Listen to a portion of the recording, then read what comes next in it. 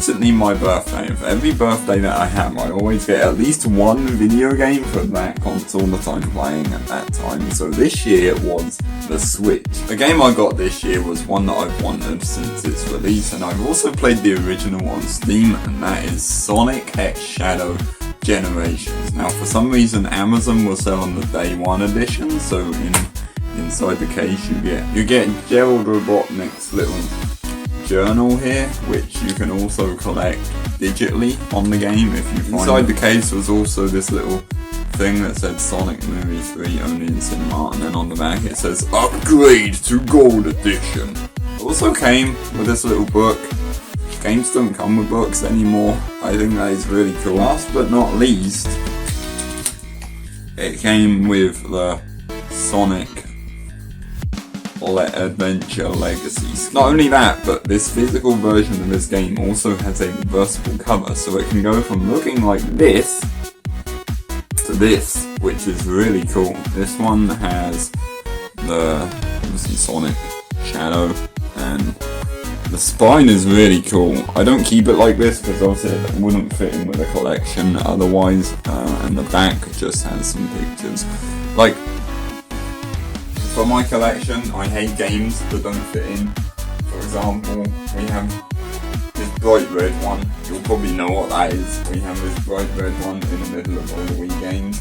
We have a few yellow ones up here. I really don't like it. Sonic X Shadow Generations is one of the best Sonic games I've played in a while, apart from Sonic Frontiers. That was a really good game. I loved that one. When Sonic Superstars released, I was a bit cautious as to how the next one would do.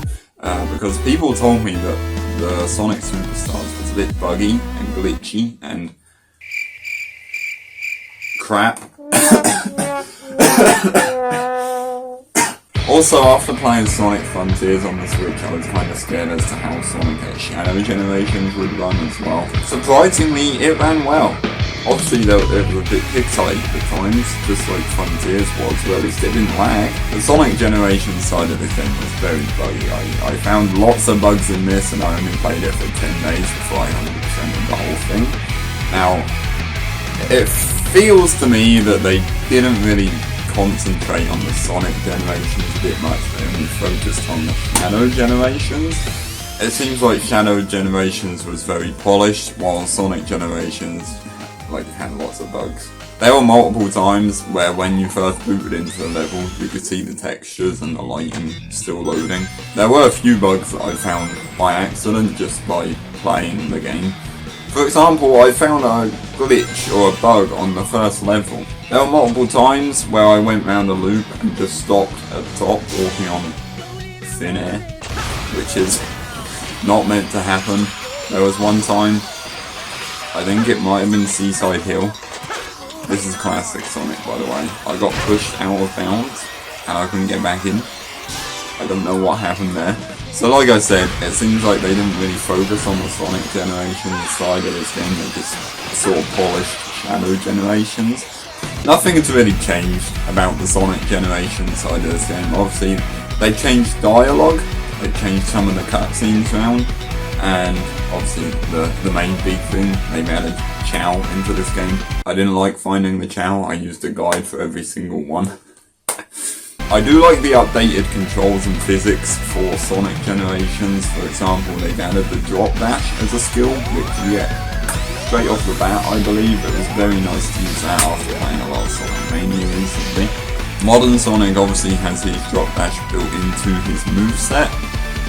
I really like how they've swapped around the buttons to boost. For example, they've kept the boost button the same for both Sonic Frontiers and Sonic Generations, which is really nice because I played a lot of this the last few months. It's a fantastic game.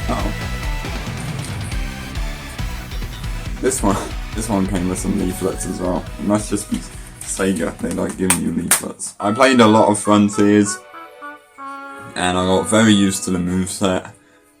And when I went back to play the original Sonic Generations, I just sat there like, what do I do?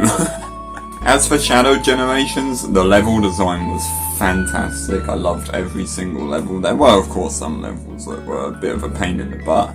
For example, Radical Highway, Act 1 and 2. Get an S rank with no wings. That's stupid. Now I did go through 100% Shadow Generations. I 100%ed the Sonic Generations side of the game first, just because I've done that one before and I know it won't take as long. The other 100% included getting an S rank on every level with Doom Wings and without Doom Wings, getting every collectible in every level, beating every challenge and getting S rank, beating every boss fight with an S rank. It's also meant that going into Doom mode and beating all the boss fights on hard mode, getting an S rank and all of the hard challenges that they added in. And this also meant finding all of the spaceship parts and all of the different stuff in the hub world, like the treasure chests. I did actually do all that, it was good fun, but yeah, the spaceship parts, I didn't like that. That was a pain in. When I first played Shadow Generations, the first level took me about 8 minutes to beat. Now that's not because I was exploring.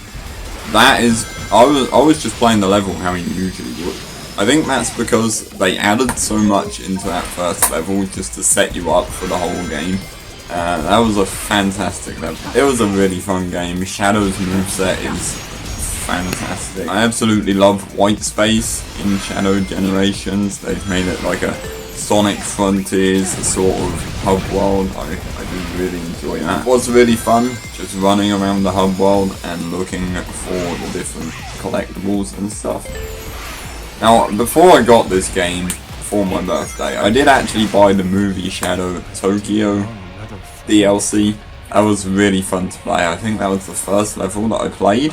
It was really, really fun. Shadow looks absolutely fantastic in that level, and I think Keanu Reeves done a fantastic job of voicing him. Now, I still haven't seen Sonic Movie 3, which is quite sad, but I will at some point. I just like how they added that into Sonic X Shadow Generations. I didn't really have any problems with this game. I think the only problem I had was getting an S rank on both Radical Highways acts without Doom Wings, the final boss with S rank, because that was really hard. I tried so hard on that and it was such a pain in the butt, but it was really satisfying when I 100%ed this game. I went in the little gallery thing, looked at all the collectibles. Shadow's story in this game is also fantastic. I did watch the Shadow Generations Dark Beginnings on YouTube before I got this game, and it was honestly really good. I liked the story. I think the only downside to this game is that there was no Shadow 05 levels in there. Why? But it's literally his own game. Why did he not get his own level in his own game? That is really annoying. Other than that, this is a fantastic game. I really enjoyed every minute that I sat playing this game. It was really good fun. I would definitely recommend this to a Sonic fan, or not a Sonic fan. I would recommend this to anyone. Let's just say, if you played the original, you would probably love this. And if you like Shadow and his backstory, you would probably like this as well. Let's be real. But yeah, that's gonna bring us to the end of this review. I had so much planned that I wanted to talk about, and I kind of had a mind blank as soon as I turned the camera on. It does that all the time, but yeah, I hope you guys enjoyed the review. I will be making another video. The next video that I want to make is going to be, sorry the camera's wobbling so much, my tripod has got stuck, there we go. Yeah, the next video I want to make, I want to rank every controller that I've played with, like every Nintendo controller that I own. For example, the N64 controller that I put a thumb grip on. I'll hopefully see you guys in that video. Bye.